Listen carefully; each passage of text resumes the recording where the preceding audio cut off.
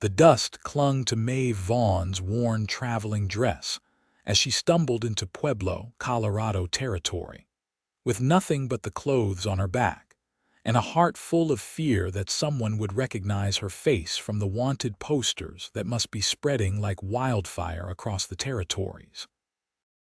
It was late September in 1878, and the air carried the crisp promise of autumn even as the afternoon sun beat down mercilessly on her shoulders. She had been running for 3 weeks straight, ever since that terrible night in Kansas City, when everything she thought she knew about her life had shattered like glass against stone. The main street of Pueblo stretched before her, a collection of weathered buildings and false fronts that promised civilization in the midst of the wild frontier. Maeve's throat burned with thirst, and her legs trembled beneath her skirts as she made her way toward what appeared to be a general store. She had exactly $4.30 to her name, money she had grabbed from the cigar box in the kitchen before fleeing into the night. It would not last long, but she would make it stretch as far as humanly possible. A group of cowboys lounged outside the saloon, their spurs glinting in the sunlight, and Maeve kept her head down as she passed. She could feel their eyes on her, assessing, curious about the stranger who had just arrived on foot rather than by stage or wagon. In a town this size, newcomers were always noticed, always discussed, and that made her vulnerable in ways that set her teeth on edge. The general store smelled of sawdust and coffee beans, a comforting combination that reminded Maeve of simpler times. An older woman stood behind the counter, her gray hair pulled back in a severe bun, and she watched Maeve with the sharp eyes of someone who had seen every type of person the West had to offer. "Help you, miss?" the woman asked, her tone neutral but not unkind. "I need a canteen and some traveling provisions," Maeve said, keeping her voice steady despite the exhaustion that threatened to overwhelm her. "Nothing fancy, just enough to get by." The woman nodded and began gathering items from the shelves behind her. "You planning on moving through or staying a while?" "I have not decided yet," Maeve lied, because the truth was she had no plan beyond putting as much distance as possible between herself and the life she had left behind. She could still see Daniel Crestwood's face, twisted with rage, his hand reaching for the gun at his hip. She could still hear the terrible sound of the shot that had rung out, the thud of his body hitting the floor of their parlor. Except it had not been her parlor, not really. Nothing in that house had truly belonged to her, despite what Daniel had promised when he had swept her off her feet 2 years earlier with his charm and his declarations of devotion. The shopkeeper placed a small bundle on the counter along with a tin canteen. "That will be $1.60. Maeve counted out the money carefully, then gathered her purchases and left the store. She needed to find work, and quickly, before her meager funds ran out completely. But what kind of work could a woman with no references and no connections find in a frontier town? The options were limited and often unsavory. She was standing in the street, trying to decide which direction to take, when a commotion erupted from somewhere nearby. Shouts rang out, followed by the sound of hooves thundering against packed earth. Maeve turned just in time to see a horse come barreling around the corner, its reins trailing loose, its eyes rolling white with fear. A young boy, perhaps 7 or 8 years old, stood frozen in the middle of the street, directly in the animal's path. Maeve did not think. She simply moved, dropping her bundle and racing forward. Her hands caught the child's shoulders, and she threw them both sideways, rolling them out of the way just as the horse charged past. They landed in a heap against the wooden sidewalk, Maeve's shoulder taking most of the impact. Pain radiated down her arm, but the boy was safe, scrambling to his feet with tears streaming down his dusty face. A man appeared then, his long legs covering the ground in quick strides. He dropped to one knee beside them, his hands reaching first for the boy. "Tommy, are you hurt? Tell me where it hurts." "I am okay, Papa," the boy sobbed, throwing his arms around the man's neck. "The lady saved me." Only then did the man turn his full attention to Maeve, and she found herself looking into the most striking pair of gray eyes she had ever seen. They were set in a face that was rugged and sun-weathered, with lines that spoke of years spent outdoors, and a jaw covered in dark stubble. He wore a dust-covered shirt and leather vest, and a wide-brimmed hat hung down his back on a cord. "Are you all right, miss?" he asked, and his voice was deep and warm, touched with genuine concern. "I think so," Maeve managed, accepting his outstretched hand as he helped her to her feet. Her shoulder throbbed, but nothing felt broken. "Is the boy truly unharmed?"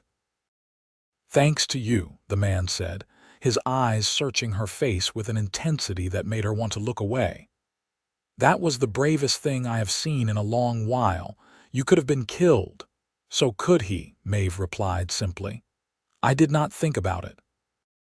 A small crowd had gathered, drawn by the excitement.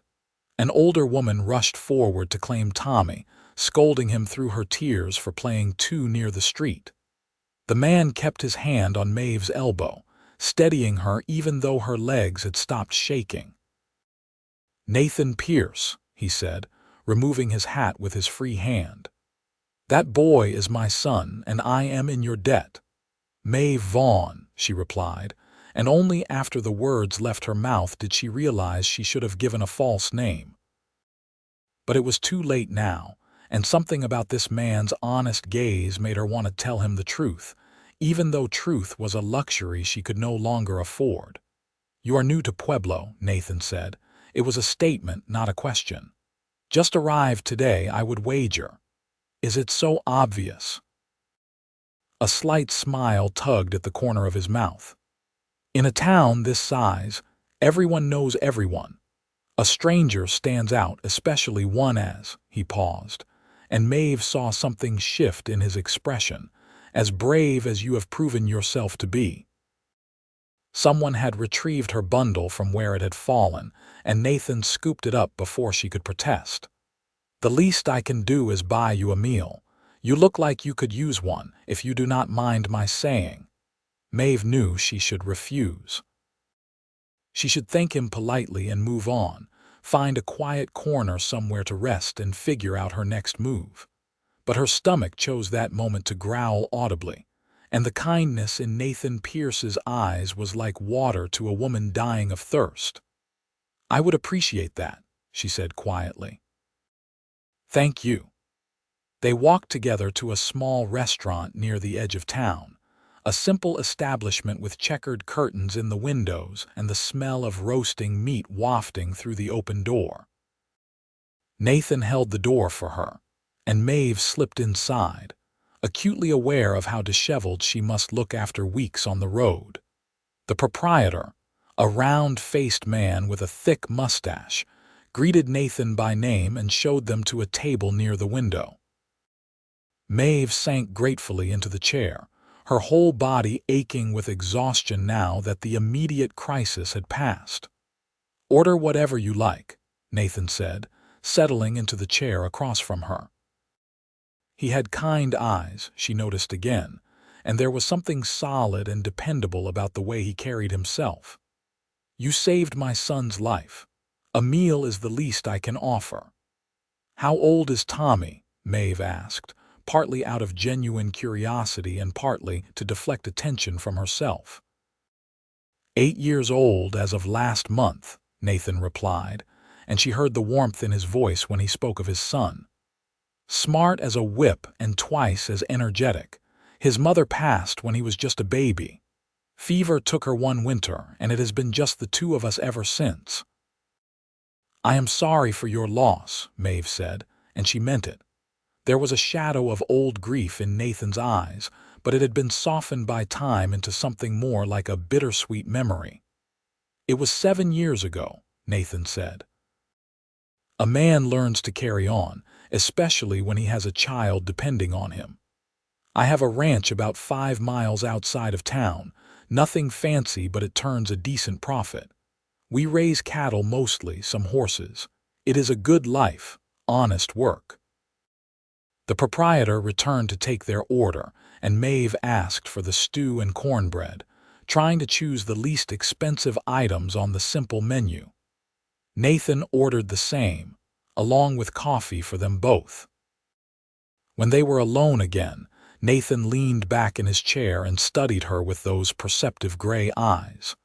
"What brings you to Pueblo, Miss Vaughn, if you do not mind my asking?" This was the moment Maeve had been dreading.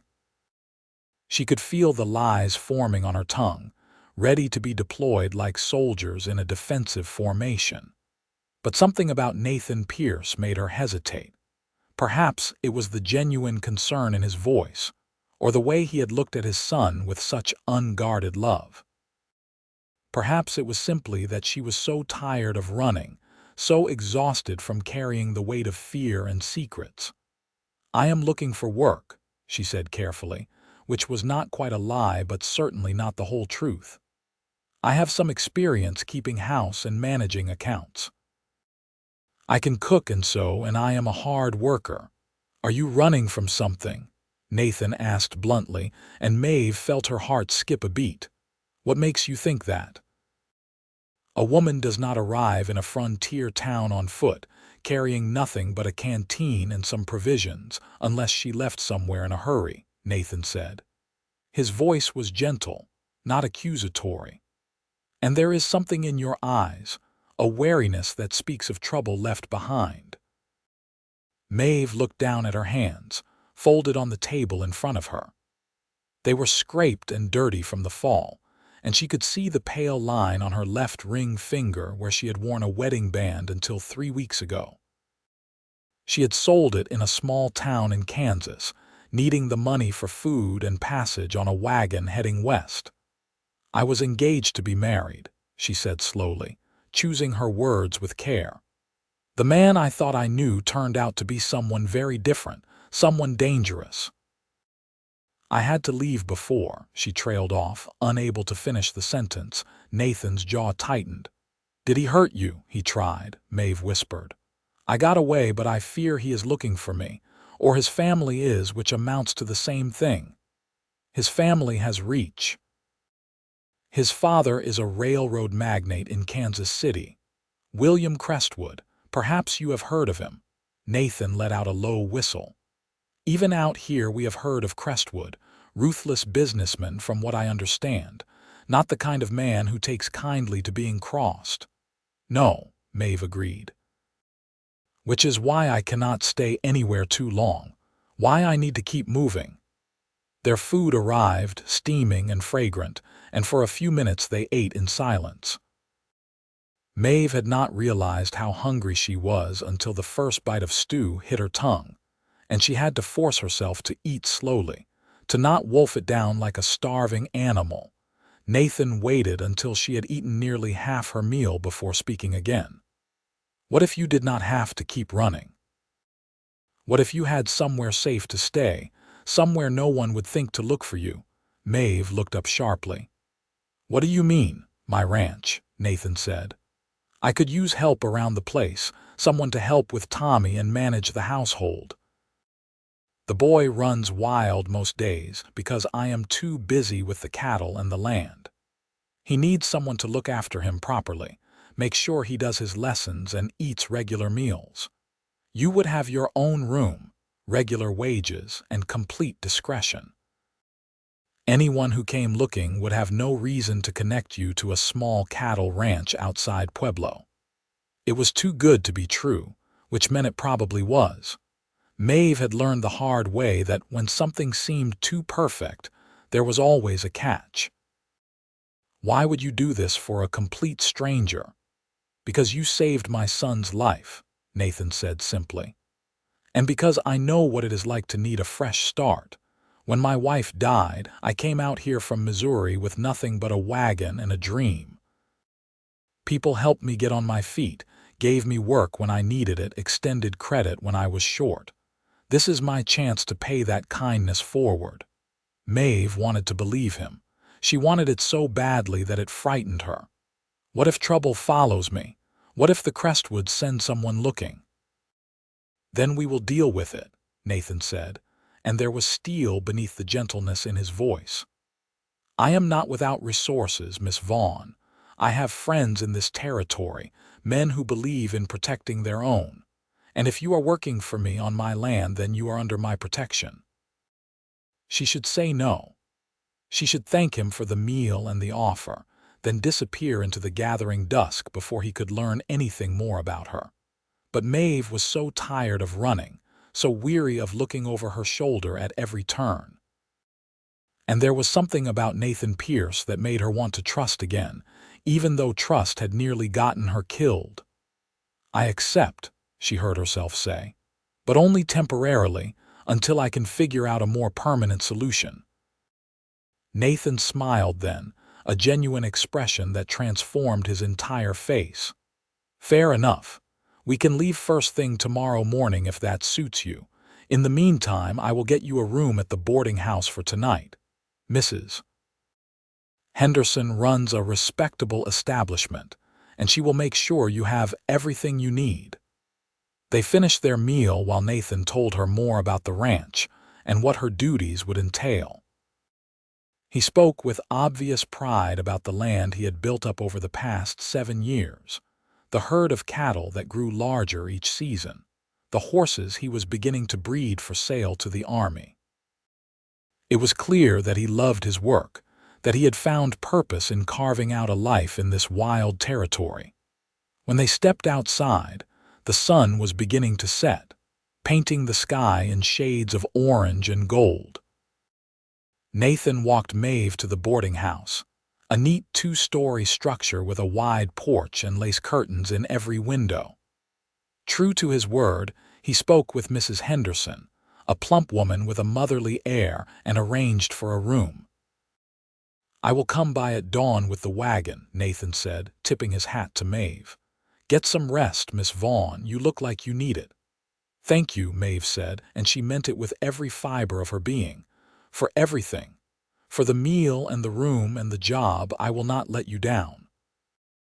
"I know you will not," Nathan replied. "I am a good judge of character, and I can see that you are a good person caught in bad circumstances. Everyone deserves a second chance." He left then, his boots echoing on the wooden sidewalk as he disappeared into the twilight. Maeve stood on the porch for a long moment, watching him go, before she finally turned and went inside. Mrs. Henderson showed her to a small but clean room on the 2nd floor, with a real bed and fresh linens and a basin for washing. There was even a bar of soap and a clean towel, luxuries Maeve had not enjoyed in weeks. The older woman asked no questions, simply wished her a good night and left her alone. Maeve locked the door behind her, then leaned against it, her whole body sagging with relief. For the first time since that terrible night in Kansas City, she felt something like safety. It might be temporary, it might be an illusion, but right now it was enough. She washed as best she could with the basin and pitcher, scrubbing away weeks of accumulated dirt and fear. Her traveling dress was beyond saving, but Mrs. Henderson had left a simple cotton nightgown folded on the bed, and Maeve slipped into it gratefully. The sheets were crisp and smelled of lavender, and when she finally lay down, she was asleep within minutes. Her dreams were troubled, filled with fragments of memory and fear. Daniel Crestwood's face loomed large, his handsome features twisted with rage. She heard again the accusations he had hurled at her, calling her a thief and a whore, threatening to make sure she never found peace anywhere in the territories. She saw the gun in his hand, felt the cold terror that had flooded through her veins. And then she saw the other gun, the one that had appeared as if by magic, held by a figure she could not quite make out in the shadows of her dream. She heard the shot, saw Daniel fall, watched the blood pool beneath his body on the expensive carpet his mother had imported from Europe. Maeve woke with a gasp, her heart pounding against her ribs. Gray morning light filtered through the curtains, and for a moment she could not remember where she was. Then it came back to her in a rush. Pueblo, Nathan Pierce, the promise of work and safety at his ranch. She dressed quickly in her traveling dress, wishing she had something cleaner to wear. Perhaps Mrs. Henderson would know where she could purchase a simple work dress or two, something more appropriate for ranch life. She still had a little money left, enough for 1 or 2 garments if she was careful. When she went downstairs, she found Nathan already waiting in the front parlor, his hat in his hands. He stood when she entered, his gray eyes taking in her appearance with a concern that seemed genuine. "Good morning, Miss Vaughn. Did you sleep well?" "Well enough," Maeve lied because the truth was too complicated to explain. "I am ready to go whenever you are." "We will stop by the general store first," Nathan said. "You will need more practical clothing for ranch work, and I suspect you could use a few other essentials as well." Maeve opened her mouth to protest, to say that she could manage with what she had, but Nathan held up a hand. "Consider it an advance on your wages. You cannot work properly if you are not properly outfitted." They walked together to the general store, which had just opened for the day. The same gray-haired woman from yesterday stood behind the counter, and her eyes brightened with interest when she saw Maeve with Nathan. "Morning, Nathan," she said warmly. "What brings you to town so early?" "Morning, Mrs. Patterson. This is Miss Vaughn.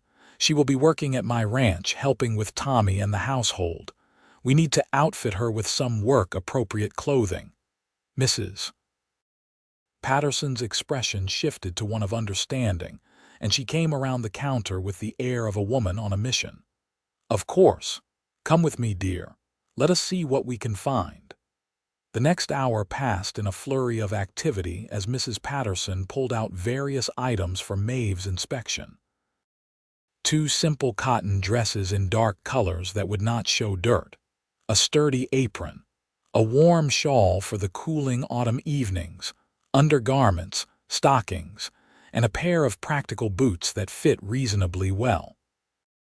Nathan also insisted on a wide-brimmed hat to protect her from the sun, leather gloves for rough work, and a warm coat for the coming winter. "This is too much," Maeve protested as the pile of items grew. "I cannot possibly accept all of this." "You will need every bit of it," Nathan said firmly. "Ranch life is not easy, Miss Vaughn. The work is hard and the weather can be unforgiving. This is not charity. This is ensuring that my employee has the tools she needs to do her job properly." When everything was tallied up, the total came to more than Maeve made in 3 months at her previous position in Kansas City. She watched as Nathan paid without hesitation, counting out the bills and coins as if it were nothing. Mrs. Patterson wrapped everything in brown paper and tied it with string, then handed the parcels to Nathan with a smile. "You take care of her, Nathan Pierce," the shopkeeper said, and there was a knowing look in her eyes. "She seems like a good girl." "I intend to, Mrs. Patterson." "You have my word on that." They loaded the parcels into the back of Nathan's wagon, which was hitched to 2 sturdy horses. Maeve climbed up onto the seat beside him, acutely aware of how close they sat, their shoulders nearly touching. Nathan took up the reins with practiced ease and clicked to the horses, and they pulled out onto the main street heading west out of town. The morning was clear and beautiful, the sky a brilliant blue unmarred by clouds. They rode in comfortable silence for a while, the only sounds the creak of the wagon wheels and the rhythmic clip-clop of the horses' hooves. Maeve found herself relaxing despite her lingering fears, lulled by the peaceful rhythm of the journey. The landscape around them was rugged and beautiful, with rolling hills covered in golden grass and scattered stands of cottonwood trees. In the distance, mountains rose against the horizon, their peaks already dusted with early snow. It was so different from the flat farmlands of Kansas and Missouri, so much more wild and untamed. "It is beautiful here," Maeve said softly, more to herself than to Nathan. "It grows on you," Nathan replied. "When I first came out here, I thought it was the most God-forsaken place I had ever seen. Too dry, too brown, too empty. But after a while, you start to see the beauty in it. The way the light hits the mountains at sunset, the sound of the wind through the grass, the endless sky, it gets into your blood. How long have you been here?" 7 years this October. "I brought my wife Sarah out here when we were both barely 20 years old, full of dreams about building something of our own. She was pregnant with Tommy, and we had nothing but a wagon full of supplies and each other." His voice grew quieter. "She only got to see one summer here before the fever took her. I almost gave up after that, almost sold everything and went back east. But then I looked at Tommy, at this tiny baby who was depending on me, and I knew I had to stay. I had to make something of this place, for her memory if nothing else." "She would be proud of what you have built," Maeve said gently. "I hope so," Nathan said. "Tommy does not remember her at all, which breaks my heart sometimes. But I tell him stories about her, show him the few photographs we have. I want him to know that he came from love, even if it was too brief." They fell silent again, but it was a companionable silence, comfortable in a way that surprised Maeve. She had expected to feel awkward and out of place, but instead she felt almost peaceful, as if some part of her recognized that she was exactly where she needed to be. The ranch came into view about an hour after they left town, a sprawling collection of buildings nestled in a valley between two gentle hills. The main house was a sturdy structure built of logs and stone, with a wide front porch and real glass windows. There was a large barn painted red, several smaller outbuildings, and a network of corrals and fencing that stretched out in all directions. Cattle grazed in the near pasture, their red and brown coats glossy in the morning sun. "Welcome to the Pierce Ranch," Nathan said, and Maeve could hear the pride in his voice. "It is not much, but it is home." "It is wonderful," Maeve said honestly, taking in the neat orderliness of the place. Everything spoke of care and attention, of someone who took pride in their work. As they pulled up to the house, the front door burst open and Tommy came running out, followed by the older woman who had claimed him after the incident with the horse. She was perhaps 60 years old, with silver hair and a weathered face that suggested a lifetime of hard work. "Papa!" Tommy shouted, launching himself at Nathan as soon as the wagon stopped. "You were gone forever. Mrs. Calloway made biscuits and I saved you one, but I might have eaten it because I was so hungry." Nathan laughed and ruffled his son's hair. "That is all right, son. I will make do." He turned to the older woman. "Mrs. Calloway, this is Miss Vaughn. She will be joining us to help around the place and look after Tommy. Miss Vaughn, this is Mrs. Calloway. She lives on the neighboring ranch and has been kind enough to watch Tommy when I am away, but she has her own family to tend to." Mrs. Calloway looked Maeve up and down with sharp eyes that missed nothing. "Pleased to meet you, Miss Vaughn. Nathan has told me about what you did for Tommy yesterday." "That was very brave. Anyone would have done the same," Maeve said, feeling her cheeks warm under the scrutiny. "That is not true, and we both know it," Mrs. Calloway said bluntly, "but I am glad you are here. This boy needs a woman's influence, and Nathan needs help whether he wants to admit it or not." She turned to Nathan. "I need to get back to my own place. John will be wondering where I have gotten to." "Of course. Thank you again, Mrs. Calloway.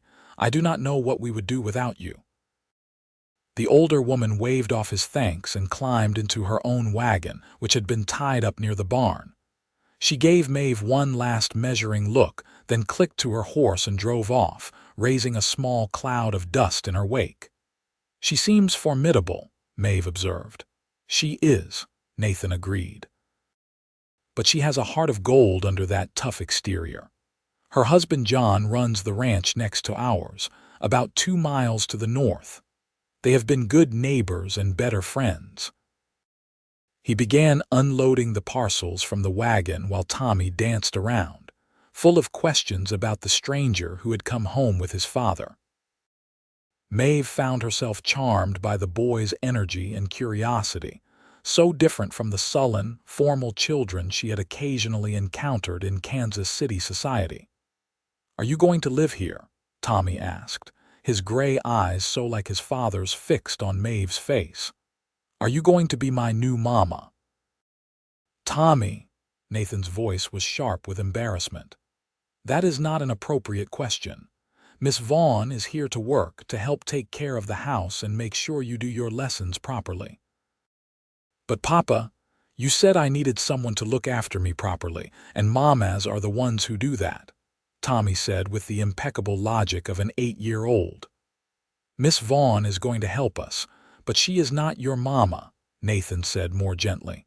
"Your mama was special and cannot be replaced. But Miss Vaughn is our friend, and we are going to make her feel welcome.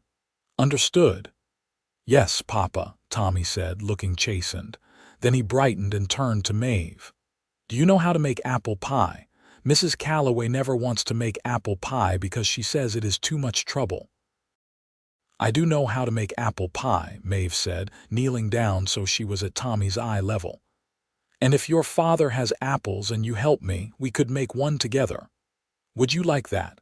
Tommy's face lit up like the sun breaking through clouds. "Really? You mean it?" "I mean it.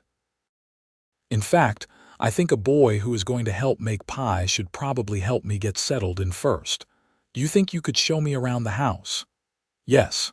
Come on, I will show you everything." Tommy grabbed her hand and began tugging her toward the front door. Maeve looked back at Nathan, who was watching them with an expression she could not quite read. There was gratitude there, certainly, but something else as well, something warmer and more complicated. The inside of the house was even more impressive than the exterior. The main room was large and open, with a stone fireplace that dominated one wall and comfortable furniture arranged around it. There was a dining table near the kitchen area, which was well equipped with a cast iron stove and shelves full of supplies. Everything was neat, but showed signs of neglect in the small details: dust on the windowsills, dishes stacked haphazardly, a general air of a house that was lived in but not truly cared for. Tommy led her through the house at a run, pointing out his room with its collection of carved wooden animals, and his father's room with its large bed and simple furnishings. There were 2 other rooms, one that was clearly used for storage and another that had once been a bedroom but was now mostly empty except for a bed frame and a dresser. "This was supposed to be the guest room," Tommy explained. "But we never have guests, so Papa just puts things in here that he does not know what to do with." "Well, if your father agrees, perhaps this could be my room," Maeve said, looking around at the space. It was plain but serviceable, with a window that looked out over the front pasture and enough room for the few possessions she had. "Let us ask him." Tommy was already running back to the main room, where Nathan had just finished bringing in all the parcels. "Papa, can Miss Vaughn have the empty room? She likes it and it has a nice window." Nathan looked at Maeve, one eyebrow raised. "Is that acceptable to you, Miss Vaughn? I know it is not much." "It is perfect," Maeve said honestly. "More than I expected, truly." "Then it is yours. Tommy and I will get it properly cleaned out this afternoon. For now, why do we not have some lunch? I imagine you are hungry after the journey." They ate together at the big table, a simple meal of cold chicken and bread that Nathan had apparently prepared the night before. Tommy chattered throughout the meal, telling Maeve about the ranch and the animals and his various adventures with his father. Nathan listened with patient indulgence, occasionally redirecting his son when the stories became too embellished. After lunch, Nathan excused himself to tend to the cattle, leaving Maeve and Tommy to begin settling her in. The boy proved to be an enthusiastic if somewhat chaotic helper, and together they cleared out the guest room and gave it a thorough cleaning. Maeve unpacked her few belongings, hanging her new dresses in the small wardrobe and arranging her other items on the dresser. As the afternoon wore on, she found herself falling into a comfortable rhythm. Tommy showed her where everything was kept in the kitchen, and together they took inventory of the supplies and started a list of things that would need to be purchased on the next trip to town. The boy was bright and eager to help, and Maeve found herself genuinely enjoying his company. They were in the middle of preparing dinner, a hearty stew with vegetables from the small garden behind the house, when Nathan returned, dusty and tired, but with a satisfied expression on his face. He stopped in the doorway of the kitchen, taking in the scene before him. Tommy standing on a stool to help stir the pot while Maeve stood beside him, her hand on his shoulder to steady him, both of them laughing at something. "Something smells wonderful," Nathan said, and both Maeve and Tommy turned to look at him. "We are making stew," Tommy announced proudly. "And Miss Maeve says if we have time after dinner, we can start on the apple pie." "That sounds like a fine plan," Nathan said, his eyes meeting Maeve's over his son's head. There was something in his gaze that made her heart skip, a warmth that had nothing to do with the heat from the stove. Dinner was a cheerful affair, with Tommy continuing his non-stop commentary on everything under the sun. But eventually the boy's energy began to flag, and when Nathan suggested it was time for bed, he did not even protest. Maeve watched as Nathan led his son to his room, heard the low murmur of their voices as bedtime prayers were said, and felt something in her chest tighten at the domesticity of the scene. This was not her family. This was not her home. She was here temporarily, just until she figured out where to go next. Getting attached would be a mistake for everyone involved. But when Nathan returned to the main room and suggested they sit by the fire for a bit before retiring, Maeve found herself agreeing. They sat in companionable silence for a while, watching the flames dance in the fireplace before Nathan finally spoke. "You were good with Tommy today. He has not been that animated in a long time." "He is a wonderful child," Maeve said honestly. "You should be very proud." "I am. But I worry about him growing up without a mother's influence. I do my best, but there are things a father just cannot teach." "You are doing a fine job," Maeve assured him. "He is happy and healthy and clearly adores you. That is what matters most." Nathan was quiet for a moment, then said, "I hope you will stay for a while, Miss Vaughn. Not just for Tommy's sake, but for mine as well. It has been a long time since this house felt like a home rather than just a place to sleep between work." Maeve looked at him, at the honest vulnerability in his expression, and felt her carefully constructed walls begin to crack. "I will stay as long as I can," she said softly. "But you should know that my past might catch up with me. The Crestwoods have money and connections. If they are looking for me, they might eventually track me here. Then we will deal with it when the time comes," Nathan said firmly. "But until then, you are under my protection, and I take care of what is mine." The possessive note in his voice sent a shiver through Maeve that had nothing to do with fear. She stood abruptly, suddenly aware of how intimate the moment had become. "I should turn in. Tomorrow I want to start properly organizing the house and seeing what needs to be done." "Of course." "Good night, Miss Vaughn." "Good night, Mr. Pierce, and thank you again for everything." She fled to her room, her heart pounding in a way that had nothing to do with danger and everything to do with the growing attraction she felt toward Nathan Pierce. This was dangerous in a completely different way than anything the Crestwoods could throw at her. This was the danger of hope, of starting to believe that maybe, just maybe, she could have a real life again. The days that followed fell into a pleasant routine. Maeve rose early each morning to prepare breakfast for Nathan and Tommy, then spent her days cleaning and organizing the house, helping Tommy with his lessons, and preparing meals.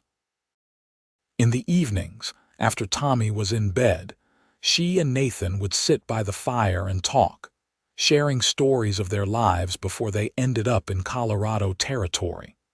Nathan told her about growing up in Missouri, the youngest son of a farmer who had too many children and not enough land. He spoke of meeting Sarah at a church social, how they had fallen in love despite her parents' objections to a young man with no prospects. They had married against her family's wishes and headed west to make their fortune, full of dreams and determination. Maeve, in turn, shared carefully edited versions of her own past. She spoke of growing up in Philadelphia, the daughter of a schoolteacher who had died when she was 16, leaving her alone in the world. She had worked various jobs to support herself, eventually finding employment as a companion to an elderly woman in Kansas City. It was through that position that she had met Daniel Crestwood, who had courted her with flowers and pretty words and promises of a better life. She did not tell Nathan everything, could not bring herself to speak of the things she had discovered about Daniel in the weeks before that terrible final night. The illegal business dealings, the bribes and blackmail, the way he treated those he considered beneath him with casual cruelty. And she certainly did not speak of the gun, or whose hand had truly been holding it when the shot rang out. 2 weeks passed, then 3.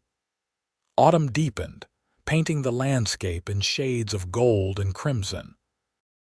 Maeve threw herself into making the ranch house a true home, sewing new curtains for the windows, planting a few late-season flowers near the porch, organizing Nathan's chaotic collection of ranch records into something resembling order.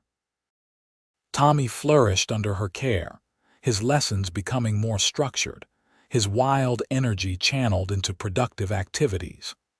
She taught him to read better, to work simple sums, to help with household chores in ways that made him feel important rather than burdened. The boy's attachment to her grew with each passing day, and Maeve found herself equally attached to him, despite her best efforts to maintain emotional distance.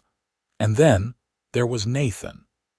Every day she spent in his presence made it harder to deny the feelings that were growing in her heart. She noticed everything about him, the way he pushed his hair back from his forehead when he was thinking, the gentleness of his hands despite their roughness from hard work, the sound of his laugh when Tommy said something particularly amusing. She caught him watching her sometimes, his gray eyes thoughtful and warm, and she wondered if he felt the same pull that she did. It was late October when everything changed. Maeve was in the kitchen preparing dinner when she heard the sound of horses approaching. Multiple horses, moving fast. Her heart jumped into her throat, old fears surging to the surface. She moved to the window, staying back from the glass, and saw 3 riders coming up the drive. They were not cowboys. Their clothes were too fine, their horses too well-bred for ranch work. The man in the lead wore a suit and tie beneath his duster coat, and even from a distance, Maeve could see the calculating look in his eyes as he surveyed the property. Nathan emerged from the barn, wiping his hands on a rag. Maeve watched as he approached the riders, his posture relaxed but alert.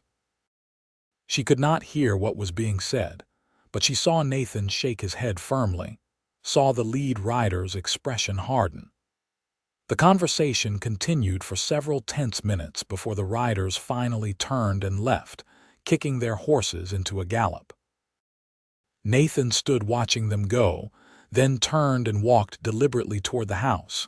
His face was set in grim lines, and Maeve felt her stomach drop.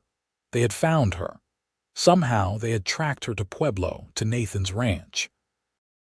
He came through the door and found her standing frozen in the middle of the kitchen. "Maeve," he said, and the use of her first name sent another jolt through her system. "We need to talk." "Who were they?" she asked, though she already knew the answer. "Men working for William Crestwood. They are looking for you, asking questions all over town. Someone must have remembered seeing you with me that first day." Nathan crossed to her in 3 long strides, his hands coming to rest on her shoulders. "They told me there is a warrant out for your arrest in Kansas City. They claim you murdered Daniel Crestwood in cold blood." "I did not," Maeve said, her voice breaking. "I swear to you, Nathan, I did not kill him." "I know," Nathan said simply. "I know you, Maeve. I have seen your kindness, your gentleness, the way you care for my son. You are not a killer." "But they will not believe that. They will arrest me, drag me back to Kansas City for trial, and the Crestwoods will make sure I hang for it, whether I am guilty or not." "That is not going to happen," Nathan said fiercely. "I told those men you were not here, that I did not know any Maeve Vaughn. But they will be back, probably with more men. We need to figure out what to do." "I should leave," Maeve said, even though the thought of leaving this place, leaving Nathan and Tommy, made her chest ache. "I should go tonight before I bring more trouble down on your head." "The hell you will," Nathan said, and there was steel in his voice. "You are not going anywhere. We will figure this out together." "Nathan, you do not understand what you are up against. William Crestwood has money and power. He can make your life very difficult if you stand in his way." "Let him try," Nathan said. "This is my land, Maeve. Mine. I built it with my own 2 hands, and no fancy Eastern businessman is going to tell me what to do on it." He pulled her close then, his arms wrapping around her in a fierce embrace. Maeve stood rigid for a moment, then collapsed against his chest, her carefully maintained composure finally cracking. She did not cry, she had no tears left after weeks of running and fear, but she let herself take comfort in his strength, in the solid warmth of his body against hers. "I do not know what to do," she whispered against his shirt. "I am so tired of running, Nathan, so tired of being afraid." "Then stop running," Nathan said, his hand coming up to cup the back of her head. "Stay here, fight back. Tell me what really happened that night and let me help you." Maeve pulled back enough to look up at him. His gray eyes were full of conviction and something else, something that made her breath catch. "You barely know me. Why would you risk everything for someone you have only known a few weeks?" "Because in these few weeks, I have come to care for you more than I thought possible," Nathan said. "Because you make my son smile in a way he has not since his mother died. Because when I look at you, I see a future that I thought I had given up on years ago." He paused, then said quietly, "Because I am falling in love with you, Maeve Vaughn, and I will not stand by and watch you be destroyed by a lie." The words hung in the air between them, huge and terrifying and wonderful all at once. Maeve felt tears finally spring to her eyes, the first she had allowed herself in weeks. "I am falling in love with you too," she confessed. "I tried not to, tried to keep my distance, but you made it impossible. You and Tommy both. But that is exactly why I should leave. I cannot let you be hurt because of me." "Too late," Nathan said, a slight smile tugging at his mouth. "I am already in this, Maeve, all the way, so tell me what happened, tell me everything and let me help you." So she did. She told him about meeting Daniel Crestwood, about the whirlwind courtship and engagement. She told him about the gradual revelations of Daniel's true nature, the business dealings that were barely legal, the way he treated his employees and anyone he considered beneath his station. She told him about discovering evidence of outright criminal activity, bribes to government officials, fraudulent land deals that cheated homesteaders out of their property. I confronted him about it, Maeve said. I told him I could not marry a man who built his wealth on the suffering of others. He laughed at first, said I was being naive, that this was how business was done. But when I said I was leaving, when I threatened to take the evidence I had found to the authorities, he became enraged. She described the fight that had followed Daniel's threats, his conviction that she belonged to him and had no right to defy his wishes. He pulled a gun, Maeve said, her voice shaking at the memory. He pointed it at me and said that if he could not have me, no one would. I truly believe he would have killed me. What happened then? Nathan asked gently. There was a shot. Daniel fell. I stood there in shock, unable to understand what had happened, and then Daniel's father appeared from the doorway, a gun in his hand. Maeve looked up at Nathan, willing him to believe her. William Crestwood shot his own son, Nathan. I saw it happen, but before I could even process what I had witnessed, he was shouting for the servants, telling them I had shot Daniel, that I had murdered him in cold blood. Why would he do that? Nathan asked, though his tone suggested he was already piecing together the answer. Because Daniel was about to kill me over business secrets that would have destroyed the entire Crestwood empire, Maeve said. William could not allow that. So he eliminated the immediate threat and created a scapegoat all in one move. I am sure he has convinced himself it was the only logical solution. That is monstrous, Nathan said, his jaw tight with anger. That is William Crestwood, Maeve replied, and that is why I have been running. It is not just about avoiding arrest for a murder I did not commit. It is about survival. If William gets his hands on me, I will never make it to trial. I will simply disappear, another unfortunate victim of the lawless West. Nathan was quiet for a long moment, his arms still around her, his mind clearly working through the implications of everything she had told him. Finally, he said, "We need proof. Without evidence of what really happened, it is your word against one of the most powerful men in the territory. But if we can find something, anything that supports your story, we might have a chance." "There is no proof," Maeve said hopelessly. "The servants who were in the house that night all work for the Crestwoods. They will say whatever William tells them to say." The evidence I had gathered about Daniel's illegal activities was all in the house. I had to leave it behind when I fled. "Maybe not," Nathan said thoughtfully. "You said you gathered evidence, documents, records. Did you make any copies? Send anything to anyone for safekeeping?" Maeve felt a flicker of hope. "I sent a letter to my former employer, the woman I worked for before I met Daniel, Mrs. Rosemary Hartford. I included some of the most damning documents, asked her to keep them safe. But I do not know if she ever received it. I sent it just 2 days before everything happened, and I fled the same night." "Then we need to contact her," Nathan said decisively. "Find out if she got your letter and if she still has those documents." "That could take weeks," Maeve protested. "And we do not have weeks. Those men will be back, and next time they might bring the law with them." "Then we buy ourselves some time," Nathan said. He released her and strode to the door, calling for Tommy. The boy appeared from his room, where he had apparently been playing with his carved animals. "Tommy, I need you to ride over to the Calloway's place. Tell Mrs. Calloway that we need her help, and tell John we need every man he can spare tomorrow at first light. Can you do that?" "Yes, Papa."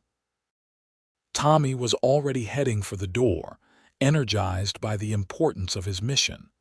"And Tommy, be careful riding back in the dark. Stay on the main path." The boy nodded seriously and ran out, and they heard the sound of his horse being led from the barn moments later. Nathan turned back to Maeve, his expression determined. The Callaways are not the only ones I am going to call on. There are a dozen ranchers in this valley, good men who believe in protecting their own. Tomorrow morning, we are going to make sure that no one comes onto this property without our permission. Nathan, I cannot ask you to do this. I cannot ask these people to risk themselves for me. You are not asking, Nathan said firmly. I am. And they will come because that is what neighbors do out here. We look after each other. Now, let us have something to eat, and then I need to ride out to a few other ranches. I will be back before morning. The next hours passed in a blur of activity. Nathan ate quickly, then saddled his horse and rode out into the night, heading to the various ranches that dotted the valley. Maeve tried to keep herself busy, cleaning up from dinner, preparing breakfast items for the morning, but her mind would not settle. Tommy returned safely from the Callaways, full of excitement about the adventure. Maeve got him ready for bed, but the boy peppered her with questions about what was happening, why his father was calling for help. There are some bad men who want to hurt me, Maeve said, trying to find words that would be honest without frightening him. Your father is making sure they cannot do that. Because you are part of our family now, Tommy said matter-of-factly, and we protect family. I am not really part of your family, Tommy. I just work here. That is not true, the boy insisted. Papa smiles again since you came. He looks at you the way I remember him looking at Mama in the old photographs, and you make everything better just like a mama should. He grabbed her hand with his small one. Please do not let the bad men take you away, Miss Maeve. Please stay. Maeve felt tears sting her eyes again. She pulled Tommy into a hug, holding him close. I will do my best, sweetheart. I promise I will do my best. She stayed with him until he fell asleep, sitting beside his bed in the dim light from the lamp. Looking at his peaceful face, so innocent and trusting, Maeve felt a fierce surge of protectiveness. Whatever happened, she would not let her problems hurt this child. If it came to it, she would leave before allowing Tommy to be caught in the crossfire of her past. Nathan returned near midnight, accompanied by John Calloway and 2 other men. They gathered in the main room, speaking in low voices while Maeve made coffee. She heard snatches of their conversation: defensive positions, watch rotations, how many men would arrive in the morning. When the other men finally left to take up positions around the property, Nathan came to find Maeve in the kitchen. He looked exhausted but determined, and when she handed him a cup of coffee, he took it gratefully. We will have 20 men here by sunrise, he said. Enough to make those hired guns think twice about trying anything, and I have sent someone to ride to Denver with a telegram for this Mrs. Hartford you mentioned. If she has those documents, we should know within a week. A week, Maeve repeated. Can we hold them off for a week? We can hold them off for as long as it takes, Nathan said. But Maeve, I need you to understand something. Once we start down this path, there is no going back. The Crestwoods will not forget this. They will not forgive it. If we win, they will still be your enemies, and mine. Then we should not do this, Maeve said desperately. Let me go, Nathan. Let me disappear again. You and Tommy can go back to your normal lives. Nathan set down his coffee cup and took her face in his hands, forcing her to meet his eyes. There is no normal life without you anymore, he said. Do you understand that? In the weeks you have been here, you have become part of us. Part of this family. Tommy adores you and he paused, his thumb brushing across her cheek. I love you, Maeve, not falling anymore. I love you completely and absolutely. So there is no scenario where I just let you disappear. We stand together or not at all. I love you too, Maeve whispered. God help me, Nathan, I love you so much, but I am terrified of what that might cost you. Let me worry about that, Nathan said, and then he kissed her. It was a gentle kiss, full of promise and protection and all the things that Maeve had thought she would never have again. She melted into him, letting herself believe for just a moment that everything might actually work out. When they finally pulled apart, Nathan rested his forehead against hers. "We should try to get some sleep. Tomorrow is going to be a long day." "I do not think I can sleep," Maeve admitted. "Then just rest. Lie down for a few hours. I will keep watch." Reluctantly, Maeve agreed. She went to her room and lay down on the bed fully clothed, staring at the ceiling as her mind raced through 1,000 scenarios, most of them ending badly. But eventually, exhaustion claimed her, and she drifted into an uneasy sleep. She woke to the sound of voices and the smell of coffee. Sunlight streamed through her window, and for a moment she could not remember why her stomach was tied in knots. Then it all came rushing back, and she hurried from her room. The scene that greeted her was both heartening and surreal. The ranch house was filled with men, weathered ranchers and cowboys who stood with coffee cups in hand, talking in low voices. Nathan stood near the fireplace with John Calloway, studying what appeared to be a rough map of the property. When Nathan saw her, he excused himself and came over. "The men are here. We have watchers posted at every approach to the ranch. No one is getting through without us knowing about it." "I do not know how to thank you," Maeve said, looking around at all these men who had left their own ranches, their own work, to help protect a woman they barely knew. "No thanks necessary," John Calloway said, overhearing. He was a big man with kind eyes and a gray beard. "Nathan is one of us, and he says you are worth protecting. That is good enough for all of us." The day crawled by with agonizing slowness. Maeve kept busy making food for the men who were standing guard, preparing sandwiches and coffee and anything else she could think of to feel useful.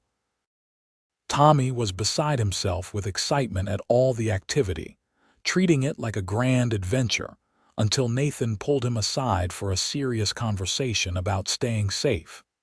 It was mid-afternoon when one of the lookouts came riding in fast, his horse lathered with sweat. "They are coming," he announced. 8 men, maybe more, armed and looking like they mean business. Nathan immediately began organizing the men, positioning them strategically around the property. He turned to Maeve and said firmly, "I want you and Tommy in the house. Stay away from the windows. Whatever happens, do not come out until I say it is safe." "Nathan, please, Maeve. I need to know you are both safe. I cannot focus on dealing with these men if I am worried about you." Reluctantly, Maeve agreed. She gathered Tommy and brought him inside, distracting him with a game while her heart hammered against her ribs. Through the window, she could see the men taking up positions behind fences and buildings, their rifles held ready. The riders appeared on the horizon, exactly as the lookout had described. 8 men, all well armed, led by the same man in the fine suit who had come yesterday. They slowed as they saw the welcoming committee waiting for them, and even from a distance Maeve could see the calculation in their leader's expression. Nathan walked out to meet them, alone but with the unmistakable backing of 20 armed men within easy shooting range. Maeve wished desperately that she could hear what was being said, but she had promised to stay inside. The conversation seemed tense, with the leader gesturing angrily and Nathan standing firm. At one point, one of the hired guns reached for his weapon, and every rancher visible brought their rifle up in response. The man froze, clearly realizing that any violence would result in a bloodbath that his side would not win. After what felt like hours but was probably only 15 minutes, the hired men turned their horses and rode away. Nathan stood watching them until they were out of sight, then finally turned and walked back to the house. Maeve met him at the door. "What did they say?" "They have a warrant from Kansas City, issued by a judge there. They claim the right to search my property and arrest you if they find you." Nathan's expression was grim. I told them that I do not recognize the authority of a Kansas City judge in Colorado territory, and that if they set foot on my land without proper territorial authorization, they would be treated as trespassers. Will that work? Maeve asked. For now. They did not expect to face this kind of resistance. They thought they could just ride in, grab you, and ride out, but they are going to regroup, probably try to get local law enforcement involved. Then I have just bought you a few days at most, Maeve said. Nathan, this cannot continue. You cannot keep an armed camp on your ranch indefinitely. No, Nathan agreed. Which is why we need that evidence from Mrs. Hartford. That is our only real chance at ending this permanently.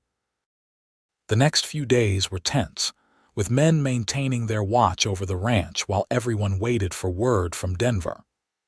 Maeve threw herself into caring for everyone, cooking huge meals and making sure the men standing guard were well fed.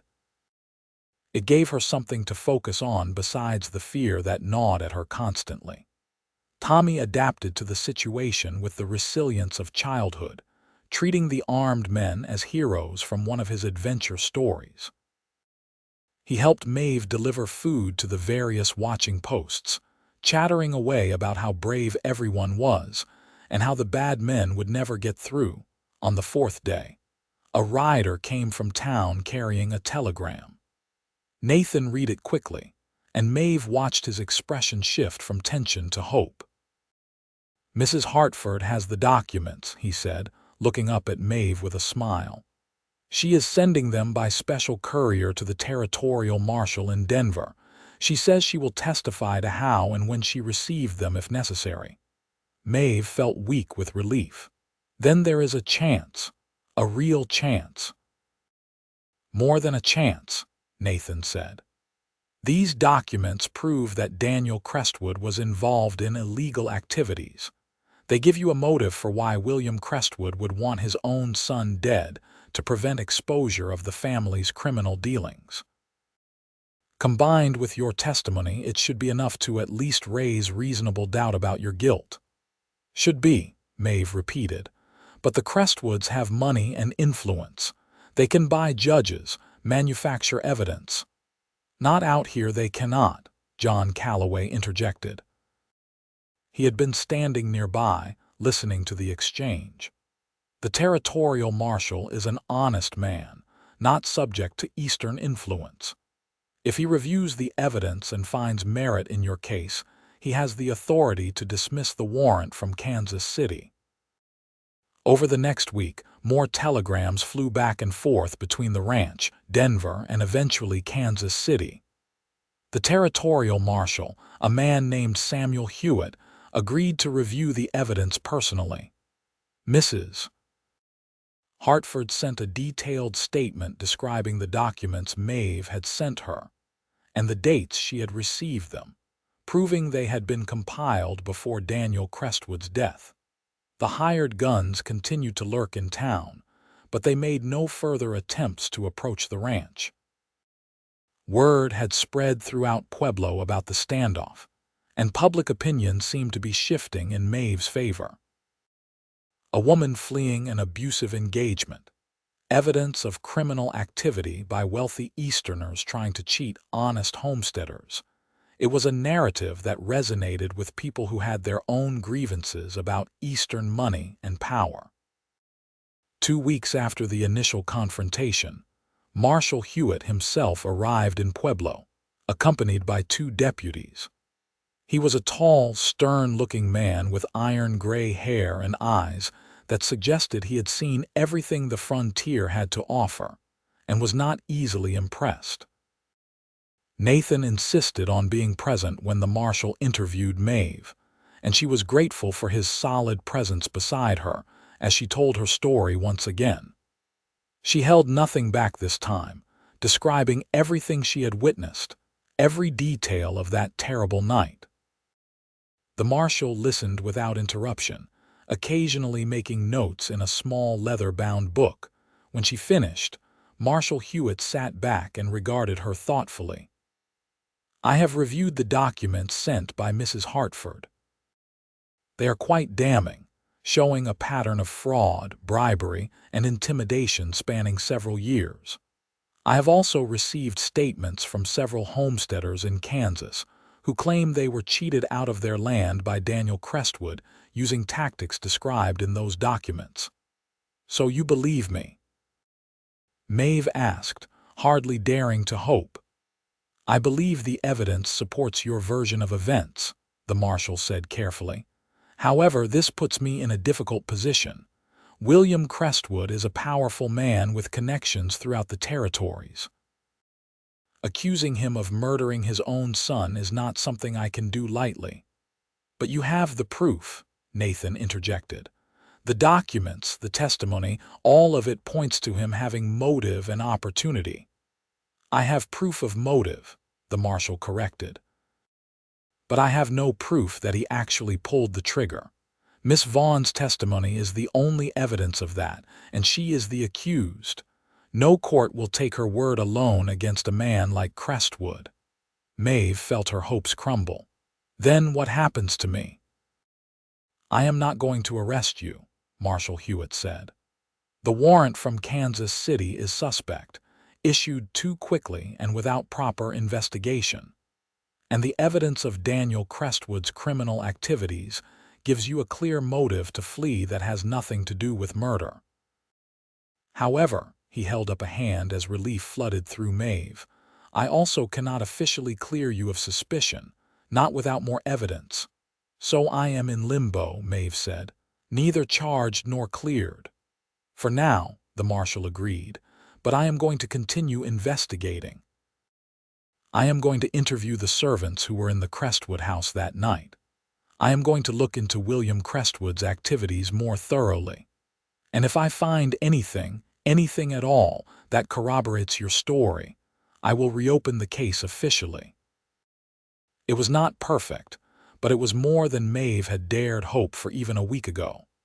She thanked the marshal profusely, and he tipped his hat to her before leaving with his deputies. When he was gone, Maeve turned to Nathan and found him smiling. This is good news, he said, pulling her into his arms. You can stay. No one is going to drag you back to Kansas City. You are safe. For now, Maeve cautioned, but she let herself sink into his embrace, let herself believe that maybe things really could work out.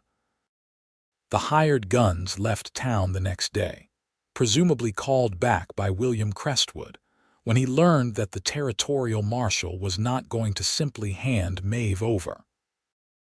The ranchers who had been standing guard finally returned to their own properties, though each one made it clear that they were only a ride away if needed. Life at the ranch gradually returned to normal, or at least a new version of normal. Maeve continued her work caring for the household and Tommy, but now there was no shadow of fear hanging over everything. She could look to the future instead of constantly watching the past catch up with her. And that future increasingly seemed to involve Nathan. In the weeks following the marshal's visit, their relationship deepened and blossomed. There were stolen moments throughout the day, a touch of hands as they passed in the kitchen, lingering looks across the dinner table, quiet conversations after Tommy was asleep. It was November when Nathan finally asked the question that had been building between them for weeks. They were sitting on the porch in the evening, wrapped in warm coats against the chill, watching the stars emerge in the darkening sky. "Marry me," Nathan said suddenly, without preamble or fancy words. "I know we have only known each other a few months, and I know you have been through hell. But I love you, Maeve Vaughn, and I want you in my life permanently.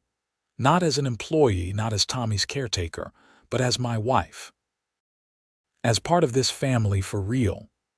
Maeve turned to look at him, her heart so full she thought it might burst. "I love you too," she said. "More than I ever thought possible, but Nathan, my situation is still unresolved. I am still under a cloud of suspicion. Is it fair to tie yourself to me permanently when things could still go wrong?" "I do not care about fair," Nathan said.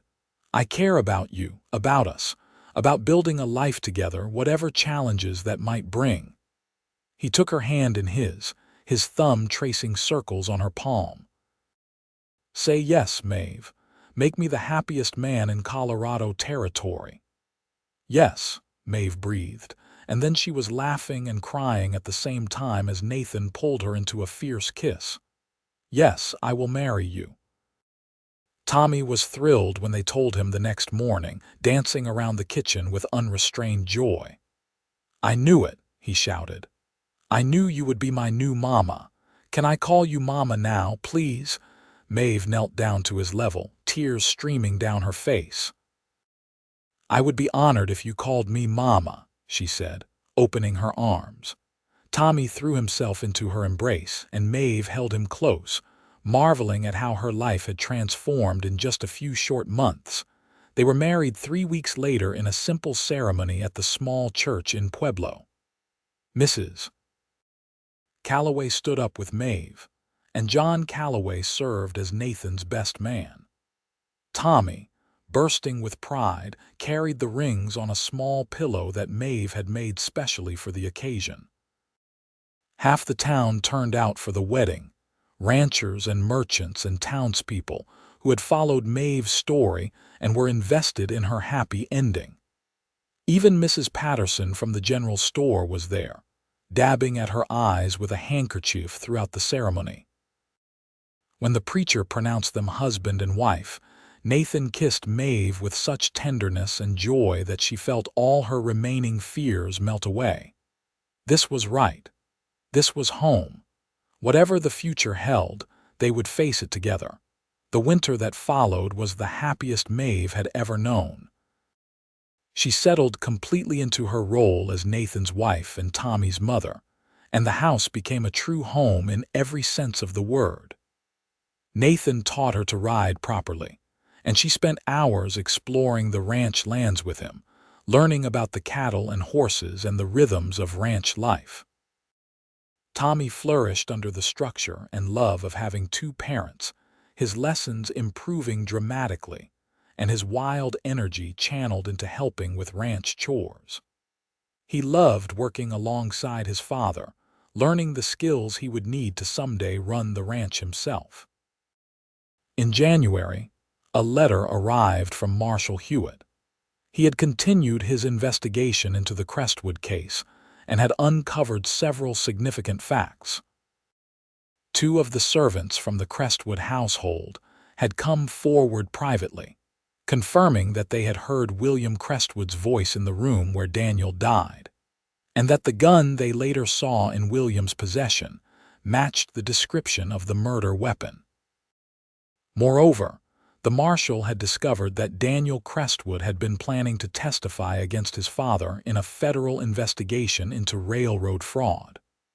The timing of his death, just days before he was scheduled to meet with federal investigators, now looked highly suspicious.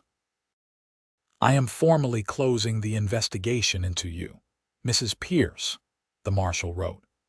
"While I cannot prove conclusively that William Crestwood murdered his son, there is more than enough evidence to establish reasonable doubt about your involvement. The warrant from Kansas City is hereby voided, and you are free to live your life without fear of arrest or prosecution." Maeve read the letter 3 times, hardly able to believe it was real. She was free, truly, completely free. No more looking over her shoulder. No more fear of being dragged back to face charges for a crime she did not commit. That night, she and Nathan celebrated with a quiet dinner after Tommy was asleep, toasting their future with glasses of wine Nathan had been saving for a special occasion. "We are going to have a good life," Nathan said, taking her hand across the table. "You, me, and Tommy. A real family." "We already do," Maeve replied, squeezing his hand. "Everything I could want is right here." Spring arrived with a riot of wildflowers and new calves being born in the pastures.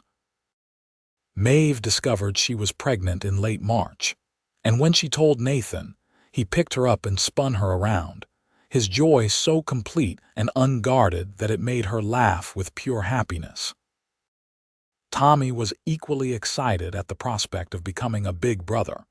though his enthusiasm sometimes manifested in overly helpful ways that Maeve had to gently redirect. He insisted on helping with everything, convinced that his assistance was crucial to ensuring his future siblings' well-being. The months of her pregnancy passed in a peaceful rhythm of ranch life. Maeve's belly grew round with their child, and Nathan became almost comically protective, trying to prevent her from doing anything he deemed too strenuous. It became a running joke between them, with Maeve insisting she was perfectly capable of normal activities and Nathan hovering anxiously. Their son was born on a crisp October morning, 1 year almost to the day after Maeve had first arrived in Pueblo. The labor was long but uncomplicated, with Mrs. Calloway serving as midwife and Nathan pacing holes in the floor of the main room while he waited. When he finally heard the baby's first cry, Nathan rushed into the bedroom to find Maeve exhausted but glowing, holding a tiny, red-faced infant to her chest. Tommy, who had been waiting with his father, crept into the room with wide eyes, awed by the sight of his new brother. "What will we name him?" Nathan asked, perched carefully on the edge of the bed, his finger caught in the baby's impossibly small fist. "I was thinking Jacob," Maeve said. "Jacob Pierce, if you like it." "Jacob," Nathan repeated, testing the name. He looked at his wife, his older son, his newborn, and Maeve saw tears glisten in his eyes. "It is perfect. Everything is perfect." And it was. In the years that followed, the Pierce family grew and thrived. Jacob was followed by a daughter they named Sarah, after Nathan's first wife, and then another son they called Michael. The ranch prospered, expanding to include more land and a larger herd. Tommy grew into a fine young man, eventually taking over much of the day-to-day operations to give Nathan more time with the younger children. Word eventually reached them that William Crestwood had died of a stroke, and while Maeve felt no joy in it, she did feel a sense of closure. The chapter of her life that had driven her into the wilderness was finally, completely finished, on a warm evening in June of 1889, 11 years after Maeve had stumbled into Pueblo running from her past. She stood on the porch of the ranch house watching the sun set over the mountains.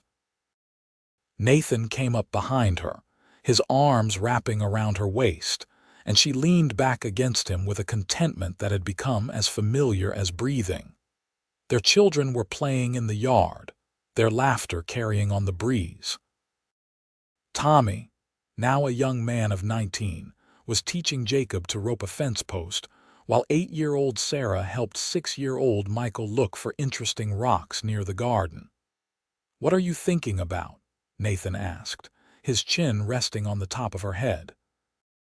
"About how different my life is from what I expected," Maeve said. "About how I came here running from everything, and instead I found everything I never knew I needed." "We found each other," Nathan corrected gently. "You gave me a reason to live again, not just survive. You gave Tommy a mother who loves him as much as Sarah did. You gave me more children, more love, more joy than I thought possible after Sarah died. You gave me a future worth fighting for," Maeve replied, turning in his arms to look up at him. "When I had nothing, when I thought my life was over, you gave me hope. You gave me a home. You gave me love." Nathan kissed her then, soft and sweet and full of the comfortable affection of a couple who had built a life together through challenges and triumphs. When they pulled apart, he smiled down at her, the lines around his eyes deeper now, but his gray eyes still as warm and kind as they had been that first day in Pueblo. "I love you, Maeve Pierce. Today, tomorrow, and for all the days we have left." "I love you too," Maeve said. "Always and forever." They stood together on the porch as the sun painted the sky in shades of gold and crimson, surrounded by the evidence of the life they had built, the family they had created, the future they had fought for and won. Maeve had come to Pueblo running from her past, broken and afraid and alone. But she had found Nathan, and in finding him, she had found herself. She had found home. She had found love. She had found everything that mattered. And as the stars began to emerge in the darkening sky above the Colorado mountains, Maeve knew with absolute certainty that she was exactly where she was meant to be. The past no longer haunted her. The future no longer frightened her. She had the present, full of love and laughter and the messy, beautiful chaos of a family that was truly hers. Years continued to pass in contentment. The ranch became one of the most successful in the territory, known for its quality cattle and fine horses. Tommy eventually married a schoolteacher from Pueblo, a kind young woman named Elizabeth, and they built a house on the northern edge of the ranch property. When their own children came along, Maeve delighted in being a grandmother, spoiling her grandchildren just as she had once been told all grandmothers should. Jacob followed his father's footsteps into ranching, while Sarah surprised everyone by developing a passion for medicine. With Nathan and Maeve's support, she eventually went east to study nursing, becoming one of the first women in Colorado to achieve that distinction. Michael, the youngest, inherited his mother's way with words and became a lawyer, using his skills to help homesteaders and small ranchers protect their rights against larger corporate interests.